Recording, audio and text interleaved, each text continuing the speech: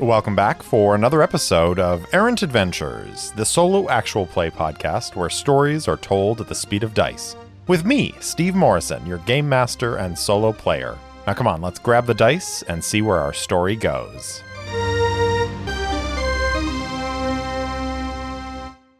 Welcome back for Chapter 16 of Book 1, Meridian. Last time, Inspector Hallow attempts to get Lavash to speak and admit what he's been up to, but the other inspector refuses to give up his employer. She and Sejana record the data from Rook's office and take Lavash back to Cassec HQ for processing. Sejana is there for a few hours giving her statement before she is free to go, while Lavash refuses to say a word. Sejana sends a comm to Ayati to reassure her that Sejana is all right and looking forward to being back aboard the ship, but that she's going to stay away from the ship for the rest of the evening. She then makes a call to a friend and secures a place to stay. She arrives at the home of Asathea Shanthia, a Duva agent of the Society for the Exploration of the Unknown. Sejana asks her about Verdant Consulting, but the Duva doesn't have any information. So they share dinner and a quiet evening. The following day, Sejana visits the offices of Verdant Consulting and successfully gains a meeting with Sybil Clementine. Clementine makes no sign of knowing who Sejana is or what she's talking about when the liar accuses her of sending assassins. They bandy words back and forth before Sejana leaves, having at least now met the infamous Clementine. Sejana has just confronted Sybil Clementine and accused her of sending assassins after Sejana. Clementine was very calm and was reserved in the face of that verbal assault and made no signs of giving up any information or even acknowledging that what Sejana was saying was accurate. But there was a tension in the room. The interplay between them, Sejana can't help but know that there is something that Clementine definitely didn't say, but that could be said about her situation. As Sejana is walking away, obviously keeping an eye out for any unusual activity, any signs of danger, she is going to board the hyperrail and start heading towards the spaceport. I think in her mind, she could continue down this path of trying to unravel who hired Sybil to assassinate her, but I think Sejana is at a point with this where she's starting to accept some of what Inspector Hallow has said, that there's no way that she can go up against Clementine by herself. She saw the offices of Verdant Consulting, and it's by no means a large corporation like GenCorp or the other corporations that are in the system, but there were at least 20 or 30 people working in the office, and Sejana has a feeling that that means Clementine probably keeps on hand that many or more operators to execute their contracts that they make with these corporations to fix their problems. So there are a lot of different ways to fix problems. There are lawyers, there are hackers, there are soldiers. There's a whole bunch of different people that she could have in her employ to take care of the issues that her company runs up against. So I think in Sejana's mind, she knows that the Howlin Wolf is going to be heading out on a mission soon, and she's like, maybe I should go back to the ship and let things settle down a little bit here on Davonshire, and maybe when she comes back she'll have a better lead. What she does as she's kind of riding the rail back towards the spaceport is she is going to send a comm out to Inspector Hallow. And the inspector answers and says, "Good morning. Anybody try to kill you today?" "Not yet, but I did want you to know that it does seem as though Clementine is involved." Oh, why do you say that? Well, she didn't come out and say it, of course, but I definitely got a sense from her that she was hiding something. Hallow blinks and says, You talked to Clementine? Yes, I went to their offices, and she was gracious enough to take a meeting with me. Hold on a second. Hallow is kind of like looking around. She's clearly sitting at her desk in the Cassidon HQ, and she's kind of clearly looking around as though grasping for something, and then she just looks back at Sejana in awe, maybe, or consternation, and says, So, not only did you talk to Sybil Clementine, the person who we think is hiring these assassins to kill you, but you went and met with her in person? Yes, that's right. How could you be so... Luciel, why did you go meet with Clementine in person? I wanted to get the measure of her, face to face, know what I'm dealing with. After all, we were both Imperial Special Service, and I can say for certain now that I have never met her before. I wanted to see if perhaps there was an accord that we could come to, being part of the same august organization. I mean, okay, I hate to admit it, that makes a little bit of sense, but also, she could have just had you killed right there. Perhaps, but it was a calculated risk, and to be honest, Inspector, if she had tried to kill me at that point, things would have been very interesting. I know, you're so hard to kill, but no one is impossible to kill, and you don't know what kind of security she has in her office, what kind of weapons she has on her person. I mean, you went into that thing with zero information. And what did you get out of it? You got to look her in the eye and say, hey, did you try to kill me? I mean, of course she's not going to answer that question. There's a reason why I've got a file on her that takes up a part of one of our databases, because she is very good at what she does and doesn't leave traces. No one's perfect, Inspector, and it is possible there is a trace somewhere. But I can say this. If in fact Clementine and Verdant Consulting are the ones behind these assassination attempts, I don't think they're going to stop. She doesn't seem like the sort of person to break a contract. I would also suggest that you keep Inspector Lavache under close supervision. It's possible she has other people inside your organization, and if there is a link to her, it seems likely that it would be through Lavache. Yeah, I've been thinking about that too. I've got him in protective custody right now, but I don't really know who to trust, so we're doing our best. I understand, Inspector. I'm going to be leaving the system for a little while with my crew. I just wanted to inform you before I completely disappeared off the face of Davonshire. I appreciate that, Luciel, and I'll keep working it from this end while you're gone. Hopefully, by the time you get back, I'll have something concrete, and, we can put this whole thing behind us, and you won't have to be looking over your shoulder anymore. Sejana smiles and says, as a liar, I never stop looking over my shoulder. All right, well, safe travels out there. Thank you, Inspector. And she cuts the comm channel.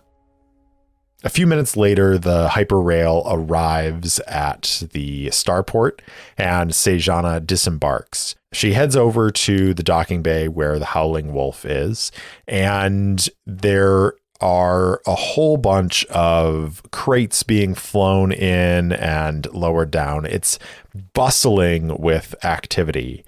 And for a moment, she pauses in the doorway leading into the docking bay, because she sees Einar directing some of those crates in towards the wide open cargo hold of the Howlin Wolf. And then Ayati is off to the side scanning various crates as they're kind of being set down, and then she scans them, and then another, like a crane from the ship, comes down and picks them up and loads them into the cargo bay. The two of them are busy at work. There's a third person who she's never seen before, a man in his early 30s. And she just kind of observes for a few moments as Ayadi and Einar and this stranger are working to load the cargo onto the ship. After, a few moments, she starts to walk across the berth. Ayadi, I think, catches that motion and turns and sees her and starts waving frantically and is like, Sejana, hey! And starts running over. The two of them embrace, and Ayadi's like, oh, stars, I'm so glad to see you up and around. I was really scared seeing you in that hospital bed there and that we had to leave you behind with everything up in the air, but I'm so glad you're here and I'm so glad you're doing better. It's good to see you as well, Ayadi. And it's good to see the Wolf is going to be full of cargo. At this point, Einar has walked over and raises a hand and says, Luciel, it's good to see you. I'm glad you didn't die. Thank you, Captain. It's a pleasure to be back with you. Even as she's saying that, she's scanning the rooftop around her and is clearly on edge. As the third person starts walking over, this unknown stranger, Sejana kind of places herself into a stance where she's ready to draw her laser pistol. Einar turns to the young man and says, Luden, come over here and meet our other crew member. And he turns back to Sejana and says, well, Luciel, we've taken on a new crew member. This is Luden Sarton. We picked him up on Strides when we were there. He's looking to learn about ship mechanics. Thought I'd bring him along and give him a little bit of training. Luden looks at her and says, it's a pleasure to meet you, and nods his head. Sejana says, Luden Sarton from Strides. Nice to meet you as well. I'm Sejana Luciel. She extends a hand and they shake. Now, when Einar and Ayadi first met Luden Sarton, we rolled a recon check for both of them to see if they picked up on his deception. The fact that he's not who he says he is. So I think it's only fair that we give Sejana that same try because she is naturally inclined towards suspicion and she might be able to suss out that this person is hiding something. We are going to set this at the same difficulty, which was extremely difficult. That was 12 plus, and I'm going to roll my 2d6. Sejana does have training in recon, so she has a 3 in her recon. So here we go. 7 plus 3 is a 10, which is still a failure. So she does not, at this point, pick up on any deception on his part. She shakes his hand. He's very quiet and obsequious, and she says her greetings and then turns back to Einar and Ayadi and says, so, where are we going? The Oragota system. Oragota? She thinks for a moment and then consults her queue and says, that's quite the journey. It should take us about 10 or 11 days, I think, if everything goes well. I'll send a comm out and see if I can determine if there are any contracts available on Creus and see if I can get some work. My last contract didn't pay very well. Ayadi smirks and says, now see, I know you're feeling better because your dry wit is coming out. Sejana winks at her and then says, if you don't mind, I'm going to get indoors. I don't think you two are in any danger, but it would be safer for everyone, I think, if I were not to be as visible as I could be. Totally understand. You go inside and do what you need to do, and we'll be here loading up the ship. Sejana is going to enter the Howlin Wolf and is going to go to her quarters. So there's going to be another 2 days before the wolf is fully loaded and ready to depart for the Oragoda system. And I think that Sejana is going to basically spend that time resting and recuperating because she is still down by 3 endurance. So she is going to need to do a little bit of healing, which is okay because basically with a full day's worth of bed rest, I think she will be pretty close to being back to her full health. Let's look at the healing rules. Natural healing. An injured traveler regains a number of characteristic points equal to 1 die plus endurance DM per day of full rest. Okay, so if Sejana is going to rest for 2 full days, we are going to roll 2d and see what she gets back. So on the first day, she's going to get back 2 points of endurance. And then on the third day, or then the second day, it doesn't really matter. She's going to go up to her full modifier because no matter what, she's going to get at least 1 point of endurance back. So after 2 days, she's going to return to her full endurance of 9. Now, she also used some psionics. So psi points are recovered at the rate of 1 point per hour, beginning 3 hours after the traveler last used a psionic talent. Sejana was down to a psi rating of 6 after her encounter with Inspector Lavash, but at this point, she's fully back to full on her psi score. So that is a good thing.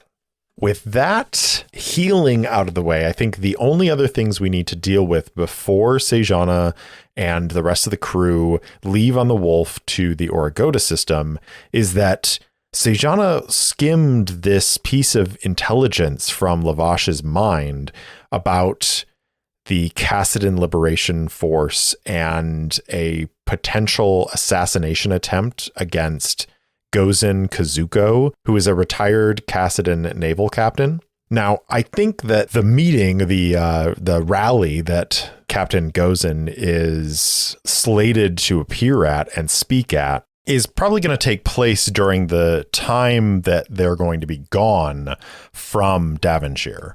So Sejana has to decide on whether or not she wants to do something about that. Obviously, she has this connection to Inspector Hallow, so she could pass that information off to the inspector and just let it lie. But seeing as Inspector Lavash had seen that in some sort of intelligence brief for the Kassadin security anyways, I don't know that Sejana is really thinking that in this case, Hallow is a good person to talk to about it. Sejana is a licensed independent recovery specialist, and that is essentially a bounty hunter. And there are a number of these in the Kassadin system. And so she probably has relationships with other liars, and maybe there's another one that she could pass this off to. But before we do that, I think that Sejana should take a little bit of time to see what she can figure out about the Kassadin Liberation Force and determine what their deal is, basically. So we're going to roll a computers check, an electronics computers check, to see what she can pull up from a search of the quick about this CLF. And I'm going to say that it's just an 8. And if she gets higher, she's going to get more information depending on the effect that she gets. She gets a +3 on this. Here we go. Oof. That is 5 + 3 is 8. So that is not a whole lot of information for what she is looking for, was hoping to find. The things that she knows about the CLF is that they are an organization that has risen to prominence isn't even the right word because they're not really a well-known organization, but they're essentially a group of dissidents who are opposed to the rule of the aristocracy and the Grand Duke, and have been making calls for the Grand Duke to abdicate and for the aristocracy to be abolished in Cassida. Now, Cassida by no means is a fully feudal state.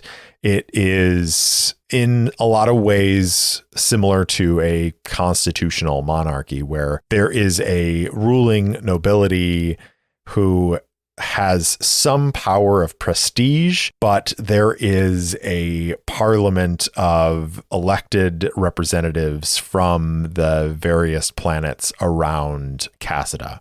So this call for the nobility to be abolished and swept away hasn't necessarily been taken seriously by a lot of the citizenry of Cassida, mostly because to them, the nobility, the aristocracy are just another group of rich assholes. And there are plenty of corporate executives and people who come from quote unquote new money who are also just rich assholes. And there's really no difference between that. There's also a bit of awe and pomp with the Grand Duke because he is an old man who has been the Grand Duke of the Cassidan system for 50 years and was a pretty significant figure in the former imperial structure, who was a friend of the emperor and a member of the emperor's personal advisors, and was also one of the highest ranking members of the imperial nobility to survive the downfall of Carnopraxis at the end of the Regular War. There is a sense, I think, with a lot of the citizenry that are like, he's an honorable, venerable old man, just kind of leave him alone. So that's most of what Sejana pulls from a quick search. So I think that because of her connection to the imperial structure and being a member of the Imperial Special Service, I think it's possible that she has interacted with the Grand Duke at some point in the past. So I'm actually going to ask the Oracle on that. And I'm going to say that it's likely. So 75 or less will be a yes. 49. Okay, so she has interacted with him in the past. Probably has not necessarily directly met him, but has been on security detail protecting him at various points during her career. Maybe there is something about the Grand Duke that she holds a little bit of fondness for him. And so this idea that this organization is trying to force him to abdicate just tickles her a little wrong. And then you have the added pressure of a retired naval captain who, rumor has it, is going to be assassinated. And I think Sejana feels pretty strongly about assassination right at the moment. So I think she is invested in ensuring that this assassination does not happen, but she's not going to be around to do anything about it. So she's going to reach out to one of her other liar contacts and pass this information off to them and see what they think. Sejana studies the quick screens for a few minutes before leaning back in her chair, frowning. Whoever the CLF was, they hadn't made a considerable impact on the quick. There were a few published manifestos, recordings of rallies attended by less than 100 people, and a news report about anti-government protesters. Other than that, there wasn't much in the way of information available about them. That could mean this report Lavash read was speculative and of no concern, but there was a tinge of certainty that niggled in the background of his mind. For Sejana, there is something to this situation, and while she doesn't have any specific responsibility, she does owe the Grand Duke her life, and the lives of the rest of her squad. He could have pulled out of Centaura 4 when the Regular fleet revealed itself, but he didn't. Falcon Squad and a whole battalion of Imperial troops would have been wiped out if he had. Sejana calls up her contact list and scrolls through it, eyes finding the name she was after. She taps it and sends the comm request. A minute passes before the channel connects, and Sejana is treated to a view of a ship's cockpit. A blonde-haired man in his mid-30s sits in the pilot's chair with a tumbler in hand. He grins, and the light glints off the gold incisors in his mouth. Luciel! I heard you got shot up. Good to see the rumors were overblown. To what do I owe this pleasure? Sejana nods. Augustus, nice to see you again. How's the Memphis? Flying true and keeping us alive. He takes a sip from his tumbler. It's not like you to make a social call. What do you need? I've come across some information, and I'm unfortunately not going to be able to follow up on it. Since I know you and your crew have taken contracts with Cassidon Security, I wasn't sure if you'd be interested in looking into it. Augustus raises an eyebrow. Is it connected to a contract? Sejana shakes her head. There's no rue in it, at least not up front. But if it pans out, it could result in a fat contract from CASSEC. If your crew is too busy, I understand. Not necessarily, he says. What's the information? Do you know anything about the Cassidon Liberation Force? Augustus snorts. Yeah, I've heard of them. One of the cells on Felicia tried to buy a piece of stolen tech, but we intercepted the thief. Sejana quirks an eyebrow. One of their cells? Augustus adjusts some dials on his side, then puts the tumbler down and leans forward. Apparently, they're a bit of an underground terror right now. Cassidon Intelligence is in a tizzy because they think they've traced most of the anti-government protests to a variety of cells in the Cassidon system. It's not just a couple dissidents. It's a full-blown organization. Sejana considers this and says, so if I told you there's chatter that this organization was plotting to assassinate a naval captain who's been invited to speak at a rally here on Devonshire next week, you wouldn't be surprised? Not really. Seems like there's a bit of disagreement with this group. Some of the cells are more radical than others. Augustus shrugs. My crew isn't going to move on this if there is any rue in it. We've got bills to pay. He gestures at the ship around him. You know better than I if you can turn this lead into rue. I figured AJ could do some digging and put you on a better track. If there's info out on the quick, my nephew will find it. I appreciate the lead. We'll poke around and see if there's anything to it. I owe you one, Sejana says. My respects to the rest of your crew. Augustus grins again. Vera will be happy to hear you called. I'm sure, Sejana replies. Good hunting. Augustus throws a salute and says, You too. So a few days have passed, and it's time for the Howlin Wolf to lift off. Sejana is on the bridge with Ayati. Einar is down in the engine room with Ludin, showing him the ropes of how they prepare to lift off and prepare to jump. And the fully laden Howlin Wolf engages its thrusters, gets the launch authorization from the Heraklion Interstellar Starport, lifts off, and heads into space. A few hours later, they are closing in on the Celerity Conduit, and Ayati, who has been making her plots for their jumps, is going to roll an astrogation check. +1 on this, has to get a 4, crushes it with a 10, so they are primed and ready to go. That is a task chain into the engineering J drive check. And because Ayati got such a high roll, she got 6 over, which is a +3 on the task chain. Einar is going to be rolling this at a +5. That's pretty good. So he basically cannot fail this, which is great. 8 + 5 is 13. The ship approaches the Celerity Conduit. It lines up in that long line of ships that are passing through, and when it's their turn, the Astrodrive switches over and it engages them across the threshold into the celerity conduit, and they begin hurtling through jump space towards their first stop. Hey folks, Steve here. I just wanted to cut in before the outro to say a big thank you to my buddy Chris for lending his voice to the show. Chris's character Augustus is part of a crew of liars aboard a ship called the Memphis. The Adventures of the Memphis is a campaign that I ran back in 2018 to 2019, and is quite possibly my favorite campaign I've ever run. It has influenced this campaign and, in fact, this whole show immensely. As I continue the adventures of Sejana Lushale, I hope to bring in more characters from the Memphis to flesh out the world. Once again, thanks, Chris. Now on to the outro.